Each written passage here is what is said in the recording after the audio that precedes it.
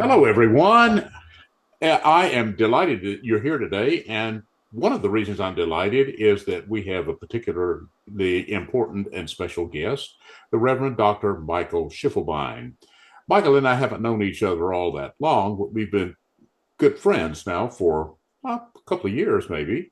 And among other things, we both sing tenor in the choir of St. Paul's Church in Palm Springs. But more importantly, and to the point of this podcast today, I am currently taking a course in the Enneagram. And Michael has some expertise in the Enneagram. He's been living with it and working with it for a number of years. And if you know about the Enneagram, you might say, well, I don't need to hear that because, I already know the Enneagram and how it works. If you don't know the Enneagram, then he's going to tell you a little bit about it. But the reason we're listening to him and talking about the Enneagram today is that it is a very useful tool to know about and to use to understand your own story. And that's what this series of podcasts is about, as you know, if you've been listening. And if you don't know, then that now you do.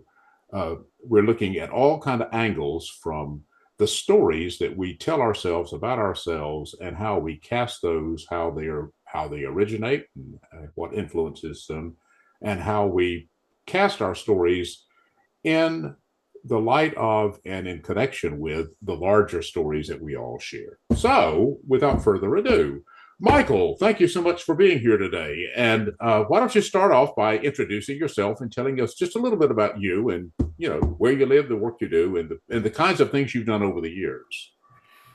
Thanks, Frank. It's good to be here. I love talking about the Enneagram and I love talking about myself too. So that's a good combination. Um, I grew up in Kansas in the Midwest and a big Catholic family and very religious family. So I think for me, even from early years, spiritual seeking was an important part of my life. And I saw it then through the lens of religion, organized religion, and a particular religion.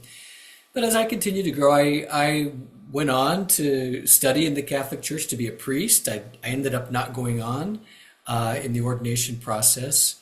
But again, even through that sort of process, I focused on who am I? Who am I in this world? What am I called to do? What am I called to be in this world? My own identity was really kind of cut up in what's the meaning of life. And anyway, that journey's always continued for me. I eventually became an English professor and focused on the Victorian period, and when people were asking a lot of questions about the meaning of life, especially with the disappearance of God, as they named it during the Victorian period, where because of scientific advancements and the theory of evolution, etc., and just the progress in human knowledge, etc., that people were asking lots of questions about what is ultimate. And so I love that period because I was asking that question about myself. What is ultimate? Who am I exactly? And so that continued. I was eventually found my way back to a seminary track and ordination, but in a different church, in the United Church of Christ. And then was a pastor in a local church for 16 years in Northern California. And on my 65th birthday, I retired in pastoral ministry, and my husband and I moved to Palm Springs in Southern California, and that's where I am. So the Enneagram is something that I found along the way. Let's Uh, talk about the Enneagram okay. pretty much. So, since you've given us a kind of an outline of your background, um, maybe I don't know that you want to start with this, but maybe you could tell us how you viewed your story before the Enneagram, and then what led you to discover it. Well, before, I guess one of the things that I had started focusing on in my life was kind of learning self-acceptance. What does it mean to accept myself? And that that process was really intentional. Began when I was 19 or 20, and wanting to know and accept myself, and knowing that somehow that was really important in life for a life that's fulfilled and happy, and where I could be a complete human being. So, so whatever helped me do that with spiritual tools in my life, that's what I used. So that was my focus before I started the Enneagram. But when I discovered the Enneagram, it was through a book called Personality Types by Russ Hudson and Don Rizzo. And I was at a friend's house and saw this big book that was about these personality types. And I love understanding personality, and I wanted to know what mine was. And so I read the book, and immediately loved this system that I discovered, and the nine different personality types that were explored and their connections. And when in the last personality type described, I kind of saw mine. That's me. I'm a number one, a personality type one. So this was probably around 2008 when I read the book, discovered it, and then I started taking courses. I went to a workshop, a long weekend workshop in Albuquerque, and Richard Rohr, who's a great spiritual teacher and writer, was one of the teachers in this workshop, along with Russ Hudson, one of the writers of the book that I'd read. And so that really pulled me more and more into this understanding this tool. And I continued taking courses and finally being trained by the Enneagram Institute. So I did a series of training courses in the Enneagram Institute with the Enneagram Institute to become certified to teach the Enneagram. And that happened around 2011 or so. So And when you since began to, excuse me, when you began to learn about the Enneagram, what were some of the things that you've told us that you immediately related to one of the types on there? Take a minute to kind of describe the Enneagram and how that's laid out. You know, those of you who are looking at this, the visual version of this, the video version of this, will see a graphic in the as we are talking that will be what Michael's comments will be based on. So, go ahead. Yeah, so the Enneagram is a system of understanding nine different personality types. The graphic or the symbol, the Enneagram symbol, is basically a circle, and these types are arranged around that circle.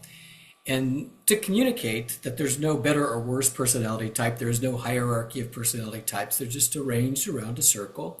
And there are lines of connections between the types too. And so these nine types, they're numbered just to identify them. But again, the numbers don't mean better or worse. I happen to be type one. That doesn't mean it's the best type. It's just number one. And the types also are arranged around the circle, but there are three centers, three centers of intelligence that we human beings have.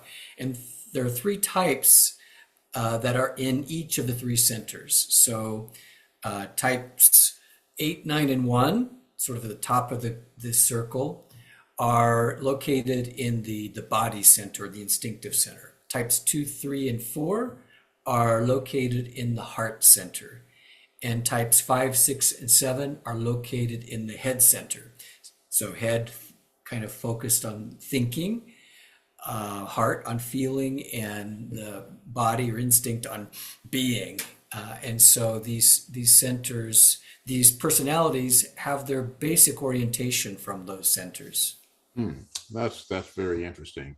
I think I've told you before that when I first discovered the Enneagram, um, I was I was already acquainted with the Myers-Briggs personality type indicator, which I venture to say most people know about, more people know about than do the Enneagram. That's just anecdotal, and I'm not sure I'm right about it particularly. But they're very different. So one of the things I would throw in here is if you think that, oh, well, this is just another way of getting at the same thing, I would have to say my learning about the Enneagram so far, particularly from the course I'm taking with Michael, is that no, these two things get at different ways of looking at the human person and the person.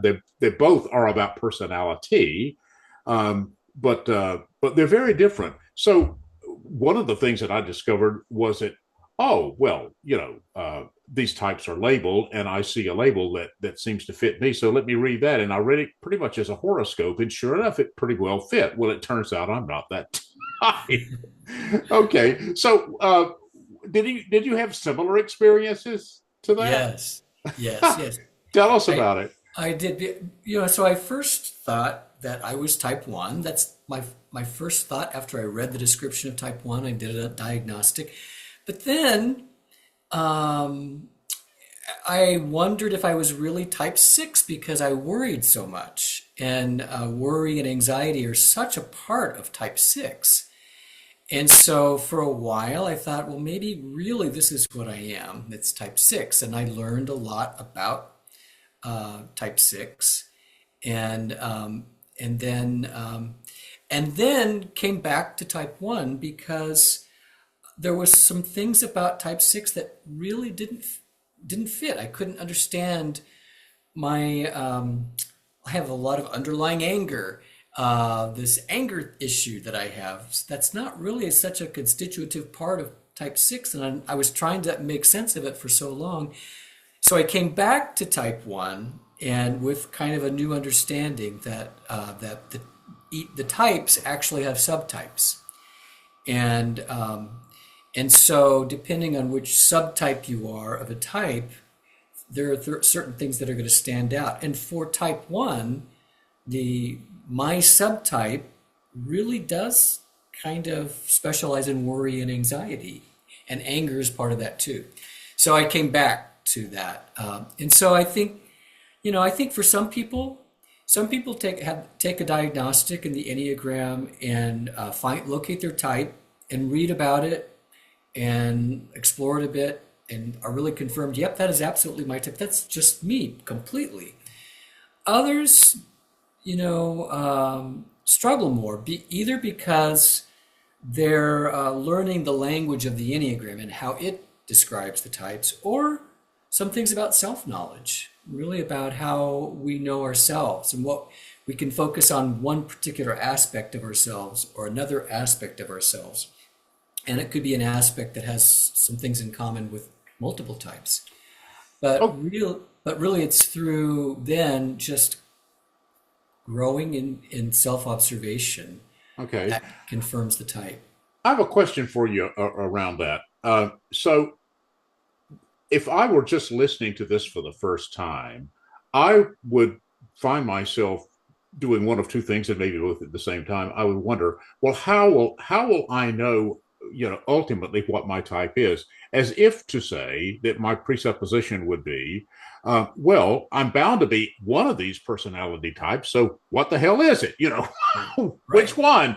right. And the other thing that I would be saying is well, is it really all that important to say, well, okay, so I'm not a six, but I have some characteristics of that, and so how important is it for us to understand ourselves as a personality type if we are going to deal with the Enneagram to begin with? Does that make sense? Yes, it does. It's very important. So we have energies of all the types in us. So we should be able to relate to aspects of all the types, of course. Sure.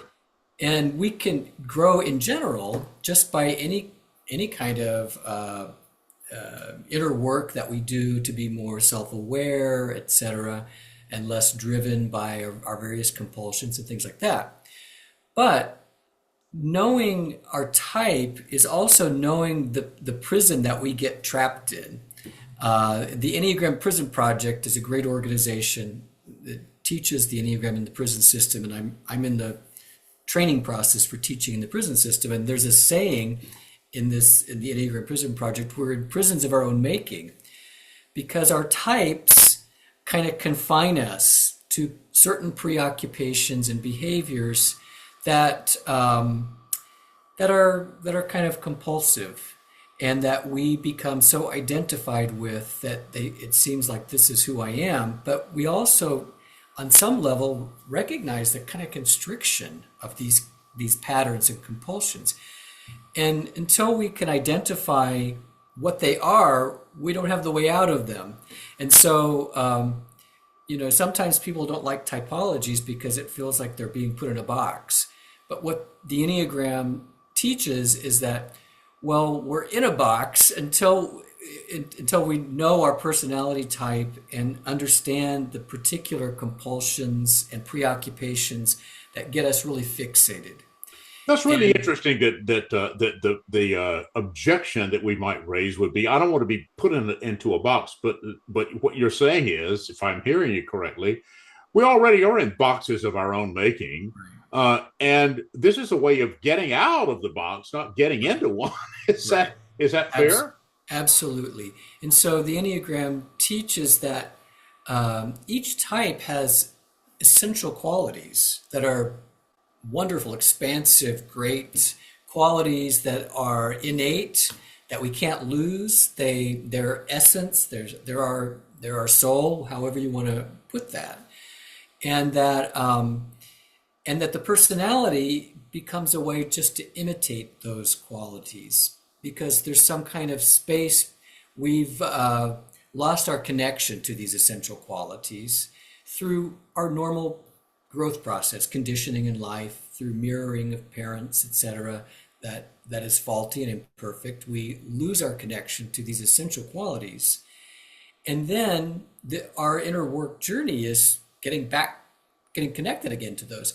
And the personality is a way to kind of imitate those qualities, but not really to access them. The personality is kind of an echo of the qualities within us. And if we're just without self-awareness, we get constricted and do our best to manufacture those essential qualities when the real path to growth and development as a human being is simply having access to those qualities and letting our lives be guided by them and having a kind of presence. It sounds to me as if you're saying something that I frequently hear myself saying and intentionally say, which is we already have everything we need. It isn't, the one word that I choose to describe my life's mission is wholeness.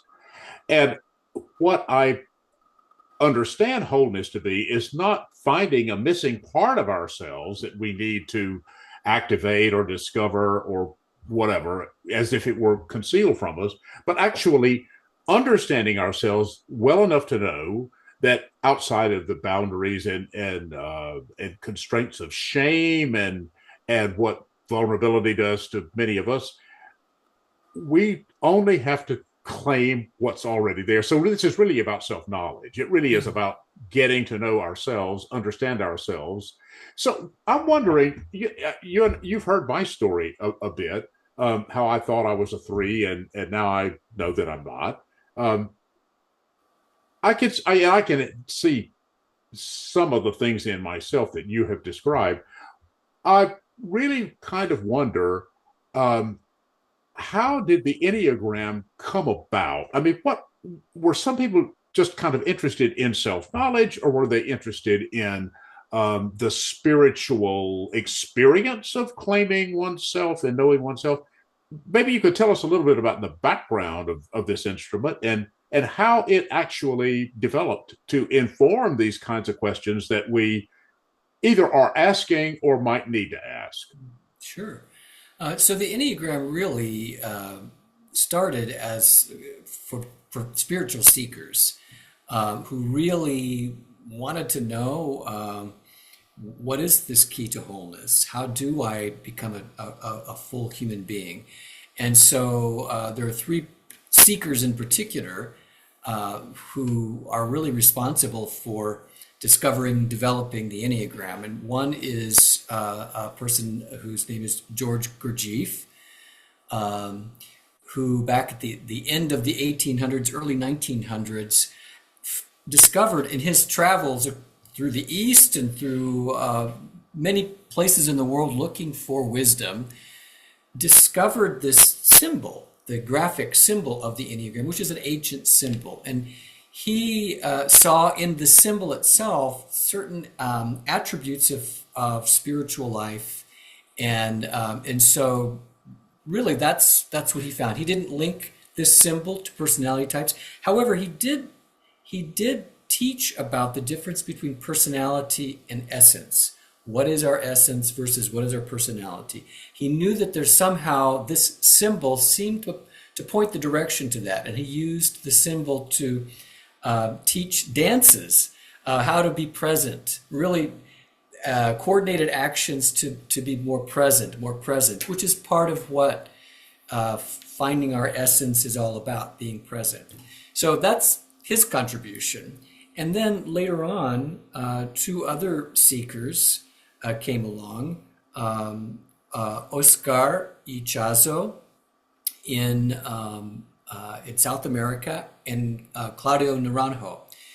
And Ichazo saw a connection between this symbol and personality types. He's the one who, in a moment of inspiration, saw that this symbol could be, you could map on this symbol 9 different personality types, which he had come to through his study of Neoplatonism and also spiritual traditions and mystical spiritual traditions in particular like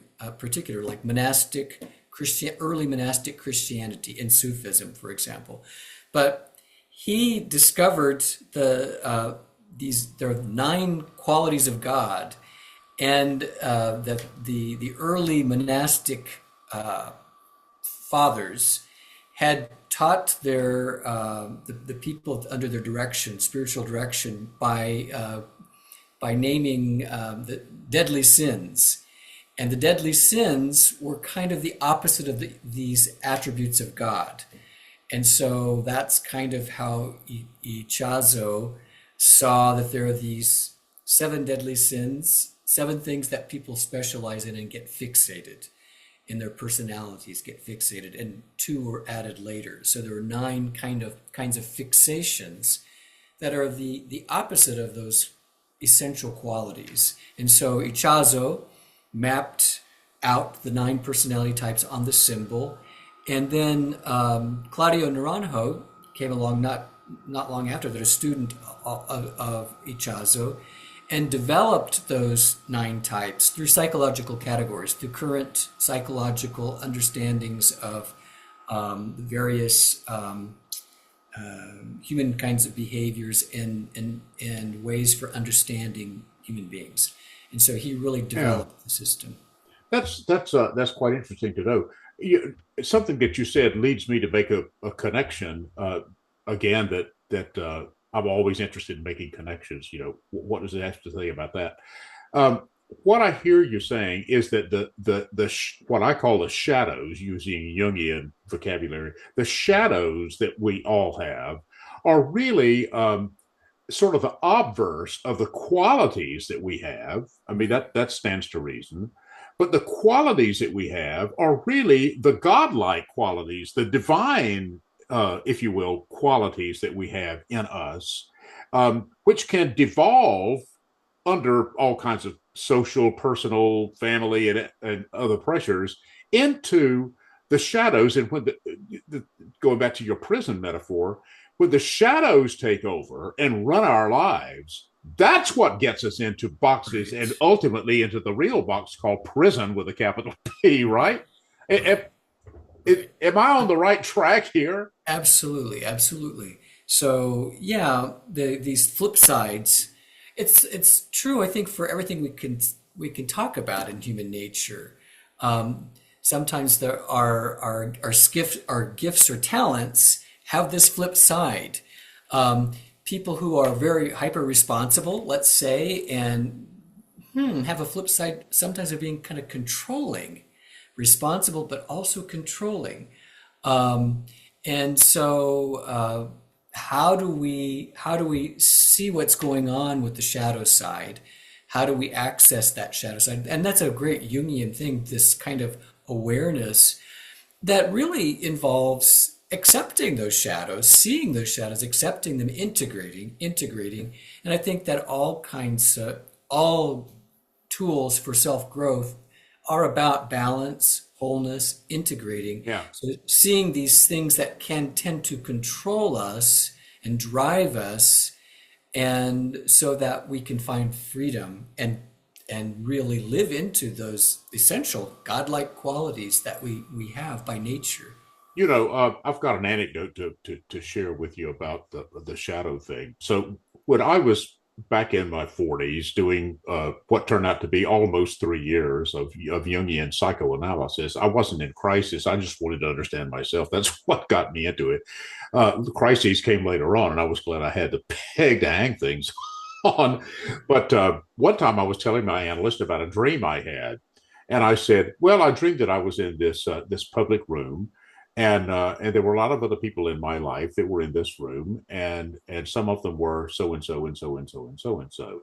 And so when I stopped telling the dream, he said, "Well, let's go back and look at the people that were in your room." And I said, or rather, he said, "Tell me about so and so." And I did. And he said, "Tell me about so and so." And I did. And then he said, "Well, now who are the," and then he named a couple that I had said, a man and a wife. And I proceeded, I said, "Oh, I can't. Do you have the time for me to tell you about these people? They never like anything I do. They always disagree with me. They think I am hard to approach, and they think that I'm, hyper controlling and this and that and the other kind of thing like that." So after I'd said about that much, he said, "Okay, so let's move on. Well, they pick up on your shadow side. So what about so and so? Da da da da." And I said, "Well, hold a minute.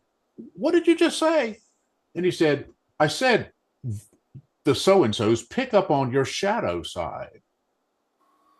Well, I think I was familiar with the term, but that was the first time that I had really kind of grasped the idea that, ah, when people are seeing things about us that we can't relate to and we feel like they are distorting who we are, they're actually picking up on pieces of ourselves that we are perhaps not conscious of or maybe conscious of and want to deny. Well, now I can see that, 40 years later in the clear light of day and in the light of much experience, but I didn't see it then. Um, end of anecdote. I'm not sure that contributes much to the Enneagram, Well, but it does in the shadow side, and kind of a part of the theory of the Enneagram is that we each have a basic fear that's pretty unconscious. And this particular fear drives the personality, drives the shadow side. And so when this fear is at work, it is shaping these behaviors that that are the kind of the shadow side of the behavior, you know. So, for example, one type in particular is afraid of being without any guidance, and so that type wants to prepare everything and to prepare for the worst case scenario, to always have a sense of urgency. I've got to do this, and I have to cover all the bases. I have to. What if this goes wrong? What if that goes wrong? And so the good part of that is it's great to be prepared, and people like someone who is prepared. But on the other side, this fear of I won't know what to do. I don't have within me some sense of inner guidance. And so I'm going to be trying to create security in some way, and probably in this particular type. And I'll look to securities outside of myself, these authorities, these people, and I'll consult multiple authorities and people because of this fear that I don't know what to do. I won't know what to do when the time comes. And so for this particular type, coming to terms with that fear, seeing that fear as a driving force can lead the type, and this is type 6, to a kind of growing trust in inner guidance, a growing trust in this very essential awakeness, the sense of guidance deep within them, and so that they can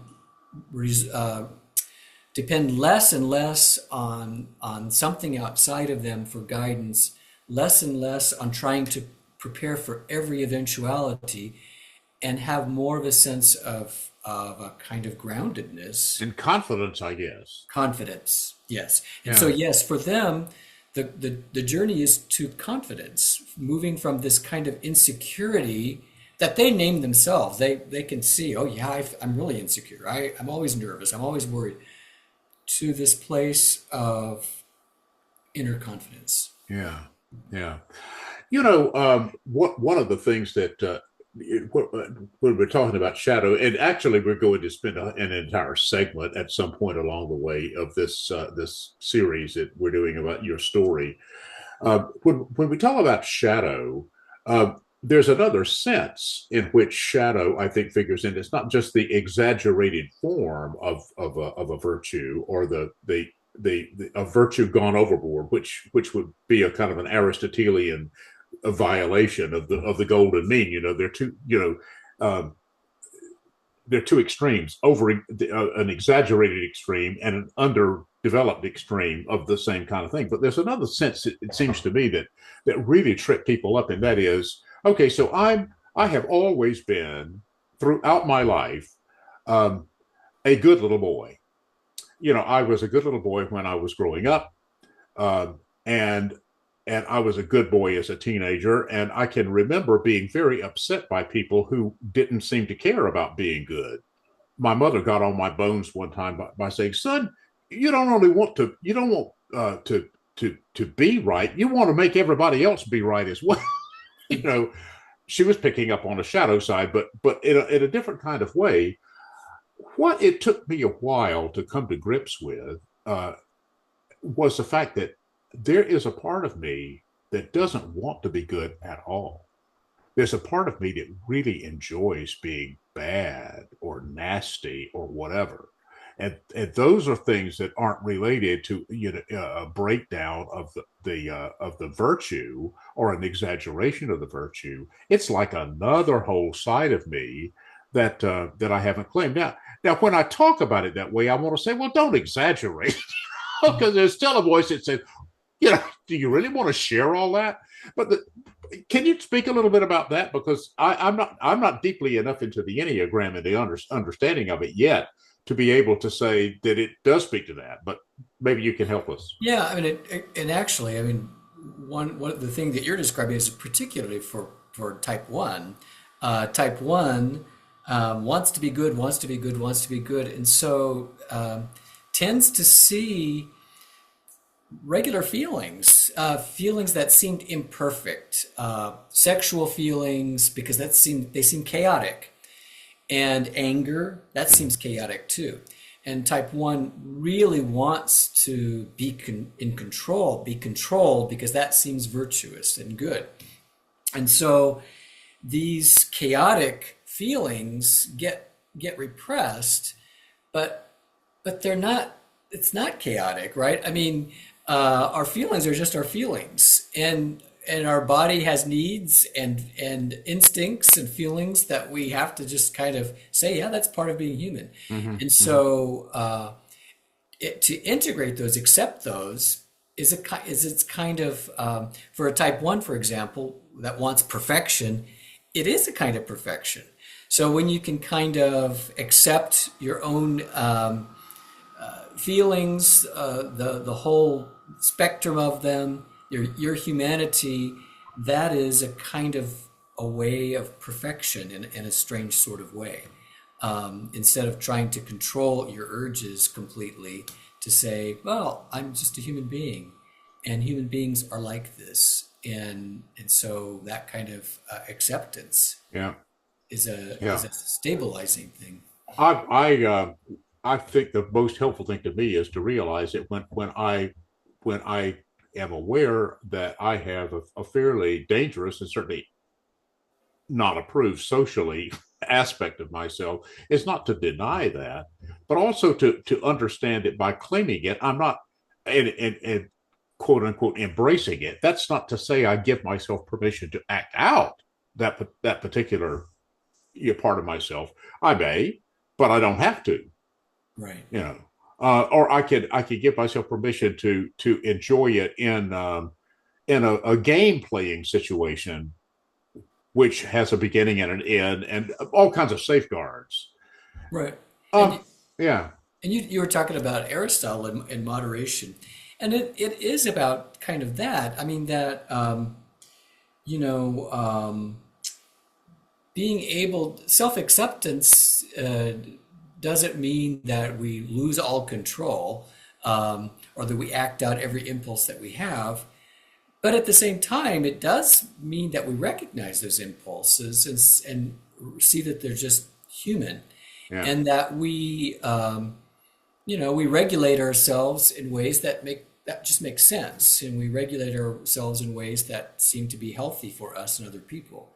And so, to the extent that we need to do that, we regulate. So in the prison system with this tool, one of the things that people on the inside are using this tool for is self-knowledge and self-regulation, hmm, because for them, self-regulation has been a big issue in their lives, and that's one reason they're in prison. And so they get that, they really get that. So what does it mean to have this kind of balance where I can accept myself, and when it comes to, let's say, acting out anger, particularly, where I'm not, attacking somebody when I feel like attacking somebody physically, etc. Or and a lot of times within, in the prison system, people are pretty familiar with drug use and addiction.